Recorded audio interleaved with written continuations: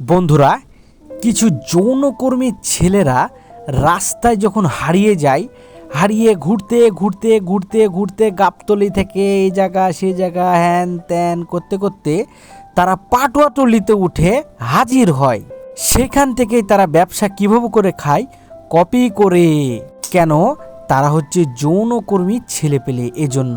তো ঠিক এরকম ৩-৪ জন মিলে একত্রিত হয়ে আমাদের কিছু সার্কিট, কিছু না সবগুলো সার্কিটগুলো তারা কপি করেছে।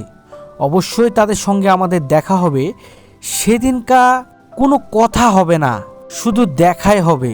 আর সেদিনকার দেখাটা হবে শেষ দেখা আমাদের। হয়তো পরবর্তীতে আমাদের সাথে ওর দেখা হতে নাও পারে, বা ওর সাথে আমাদের নাও দেখা হতে পারে। তার মানে ওদের সঙ্গে আমাদের লাস্ট একবারই দেখা হবে, সারা জনমের মতন শেষ দেখা।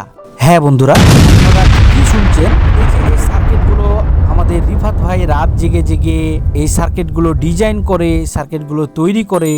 এখন আপনারা একটা জিনিস ভাবুন, রাত 12:30 হলেই আপনাদের চোখে ঘুম চলে আসে, কিন্তু না, একটু তার পরিশ্রমের দিকে খেয়াল করুন।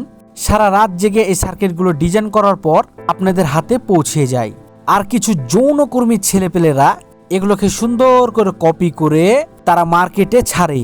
আর মার্কেটে কারা কিনে? কিছু যৌনকর্মীর ভাইরা, মানে খালাতো ভাই ফুফাতো ভাই যেরকম থাকে, ঠিক সেরকম ফুফাতো ভাইটাইরা তারা এই সার্কিটগুলো কিনে কিনে বিক্রয় করে, অনলাইনে না অফলাইনে। বুঝতে পেরেছেন? ধন্যবাদ সকলকে।